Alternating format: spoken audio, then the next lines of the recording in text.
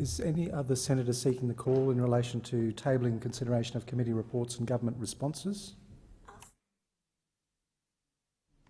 Senator Reynolds, did you intend to be in continuation? Thank you.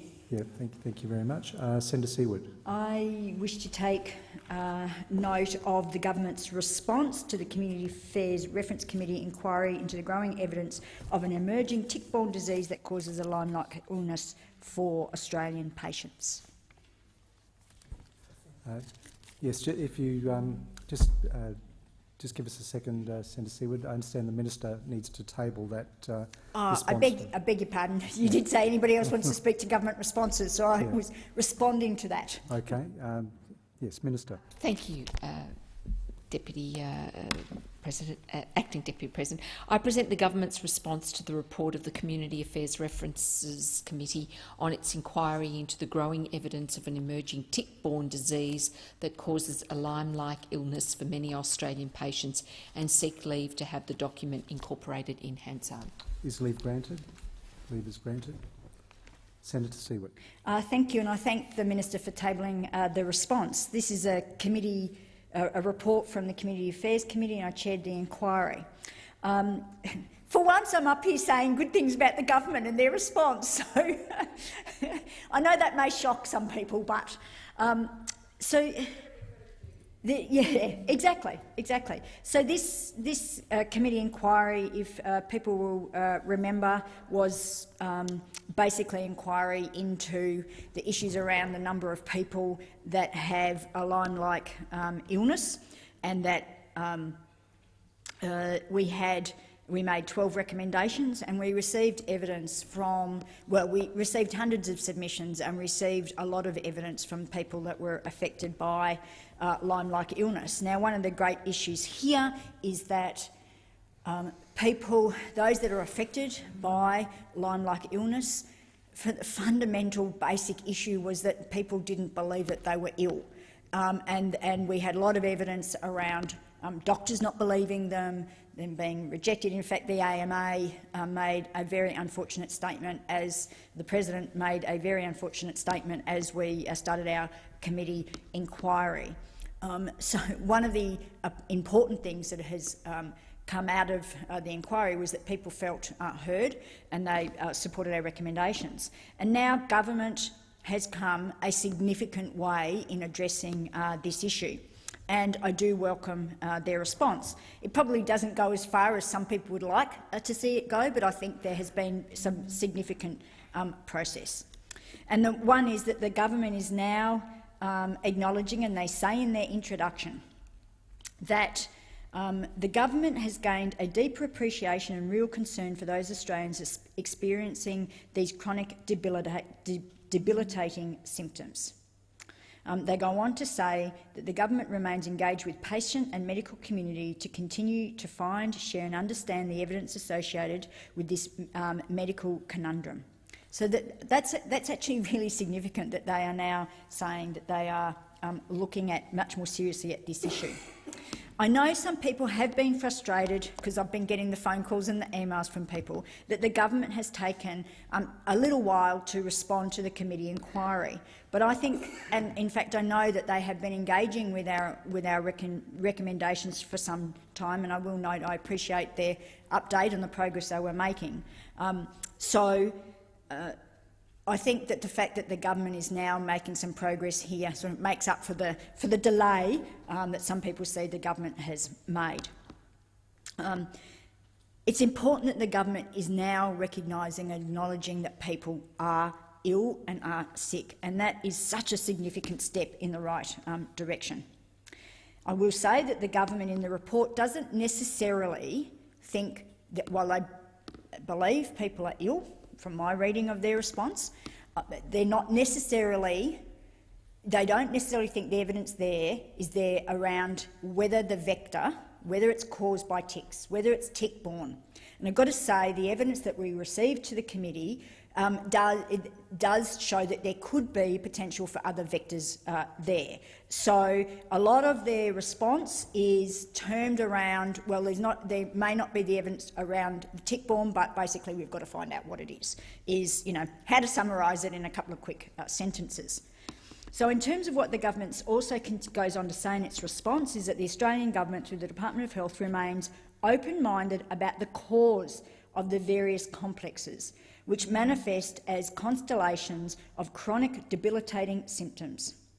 The best outcome for patients is not draw conclusions based on the poor levels of evidence, but to consider each patient thoroughly in a multidisciplinary medical approach that makes the best use of clinical acumen and available diagnostic skills and terminology.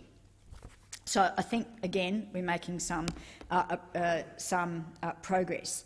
They do go on to say in their response to our recommendations, so for example, in recommendation 2, where we made a recommendation about recommending that the government increase funding for research, they make quite a lot of comments around that in their response, but they say the Australian government, through the Department of Health, recognising the need to direct funding to determine the cause or causes of the symptoms affecting these patients through research that is comprehensive, evidence-based and incorporates a multidisciplinary assessment. And that was one of the things that came very strongly out of our report, is that we need to be taking a multidisciplinary approach. So the government goes on to articulate that they have the NRMRC has started this process called Targeted Call for Research, or as an acronym, you have to have an acronym for everything, TCR, and that the Minister has announced that they will hold, the NHMRC will hold a TCR on this topic in 2017-18, and then go on to say that there's been $3 million allocated for research in under that particular, in the TCR process, and they think that there will be a significant response to the concerns of patients who are seeking answers to their medical conditions. We also made a lot of some comment in our report around the terminology, and we also recommend that we don't call it Lyme-like anymore, and any of the words that are basically associated with the Lyme-like illness, because it puts it doesn't adequately describe what's going on. And so the approach that they're now taking, they didn't quite agree with the terminology we suggested, fine, but they are taking the approach of calling it debilitating symptom complexes attributed to ticks. So in other words, we're going to start looking at these. At the moment, people think it's ticks because Lyme disease, classic Lyme disease, it's found in America and European countries, is caused by ticks. We just haven't been able to quite prove that yet here. Although there's a strong belief there is, we haven't actually been able to prove it. But we know people are sick. We know that there are debilitating symptoms and that this issue needs to be addressed. So I'm really pleased to see that research is going ahead. They've also agreed, as I said, to the funding. The Australian government recognises the need to direct funding to determine the cause or causes of the symptoms affecting these patients through research, as I said, again, is comprehensive, evidence-based. They're also looking at, and I take it from their recommendations, that they also realise that other vectors could be involved. They then go on to talk about our recommendations. Recommendation 6 addresses the issues around the federal, state and territory health agencies through the Council of Australian Governments Health Council develop a consistent national approach to addressing tick-borne diseases, and they make comments in terms of the fact that the Department of Health would support consideration of a national approach via the Council of Australian Governments Health Council and the Australian Ministers Advisory Committee to the comprehensive multidisciplinary management of these debilitating symptom complexes. And but however, they do emphasise the need for an open mind and causality. In other words, again, moving away from whether it's tick-borne to look at what other vectors or causes may be involved. They've also published already in response to our recommendation around the need for recommendations around the prevalence and geographical distribution of overseas acquired Lyme disease, because there are cases of classic Lyme disease in Australia that were acquired overseas. They have already, through the Department of Health, published a guideline on overseas acquired Lyme disease, which is publicly available. They also support our recommendations around assistance to patients, and in particular the need for a comprehensive approach and a multidisciplinary approach. In this, as I said, we have waited a little while. I'm sure some people think the government should have gone further, but I think this is a comprehensive response, and I do I do congratulate the government and say thank you to the government for responding in a meaningful way, and let's keep the momentum on this issue. It needs to be addressed, and I beg the government to please keep going on this issue, help the people that are suffering from these debilitating symptoms. Thank you, Senator Siewert. Senator Reynolds. Thank you, Mr Acting Deputy President. I too rise to thank the government for their response on this Lyme-like disease inquiry. It's not very often, I think, that you get two reports in a row in this place where you get Senator Siewert and myself in thunderous agreement and support of committee recommendations. But it is a pleasure to work, and it has been a pleasure to work on community affairs, where we do deal with so many heartbreaking and intractably sad issues, and it's wonderful to see that almost inevitably we come up with bipartisan reports. It gives me particular great delight to read the government's response to this report. I also participated in this inquiry before and after the last election, and it was an utterly devastating experience.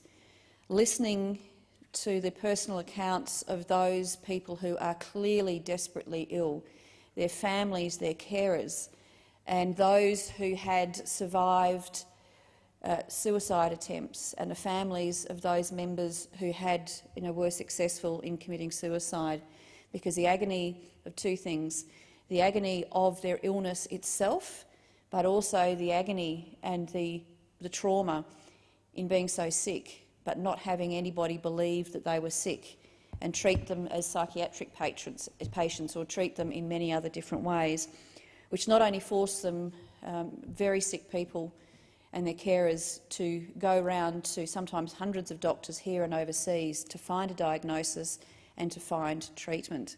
It was utterly heartbreaking, and I know myself, Senator Siewert and other senators on the committee, even though an election interrupted the course of this inquiry, that we got to the point where we made the report that we did. And as Senator Siewert said, it has been a very long and a very torturous process for those people who have made submissions and for those who followed the course of the inquiry so closely. And while it has taken a few months, quite a few months, for the government to formally respond, I am just so happy for the thousands of people who have debilitating illnesses, which may or may not be classical Lyme disease. But the fact that the Government of Australia, that the Minister for Health has said, we have heard you and we believe you. We have heard you and we believe you. Those are four profoundly important words to these sufferers and to their families. And I think it's the first way in starting to change the way that these patients have been treated, not treated or maltreated by the medical profession in particular.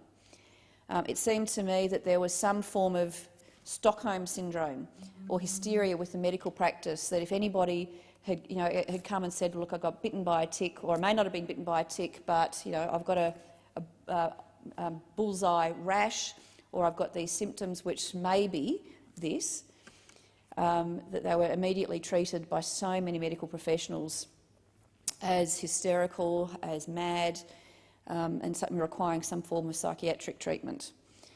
So the medical profession itself, I think, must, and with the leadership of the AMA, must take a fresh look at these patients. Undoubtedly, some of them, who have been overseas in particular, will have classic Lyme disease. As we heard in the evidence, there are many other forms of vector-borne diseases that it could be, but again, the research has not been done. We heard because of the way that patients were treated, quite often they weren't treated for other diseases and illnesses that could have similar symptoms, and so people may have had MS or other diseases which the medical profession never truly looked into.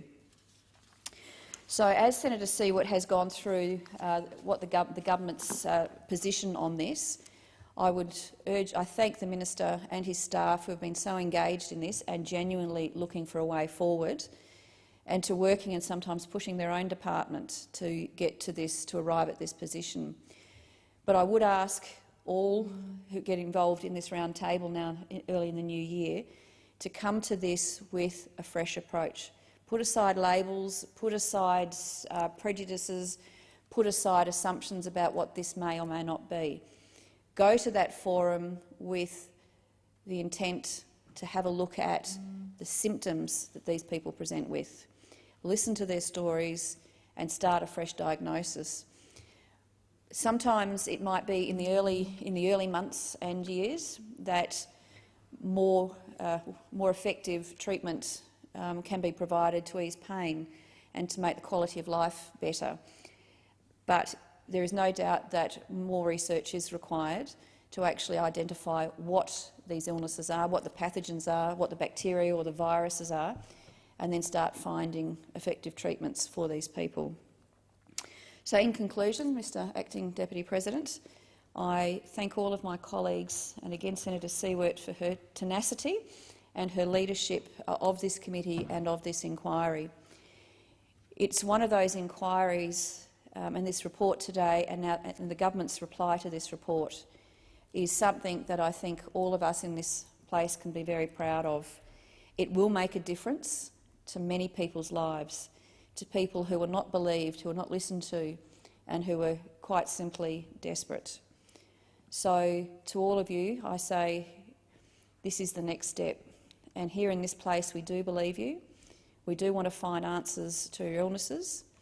And I just hope that the AMA and the medical profession more generally go in with a fresh set of eyes and ears and look after these patients, because we've put them through enough. Thank you. Thank you, Senator Reynolds. Continue. Thank you. Thank you. Senator Dastyari. Thank you, Mr Acting Deputy President. Just rise to provide a few brief comments regarding the Community Affairs References Committee's inquiry into the growing evidence of an emerging tick-borne disease that causes a Lyme-like illness for many Australian patients. Just very briefly, Mr Acting Deputy President, and I won't keep the Senate waiting too long. This inquiry commenced almost 2 years ago and was re-adopted at the start of the current Parliament. In that time, it attracted significant public interest with over 1,200 submissions received, many of them from Australians who are experiencing chronic debilitating symptoms that they associate with a tick bite. The committee included Coalition Labor and crossbench senators and tabled its final report on the 30th of November 2016. The government was required to respond to the committee reports within 3 months of their tabling. This response has taken 12 months, 4 times the allowed period. This follows the 6 months that it took the government to respond to the committee's interim report, after which the government provided a 2-page response. Look, at long last, Labor looks forward to having an opportunity to review the government's response, and this response, on face value, appears more substantial than its previous attempts. I hope that this does justice to the many people and the many issues that have been raised as part of this inquiry. Thank you, Senator Dastyari.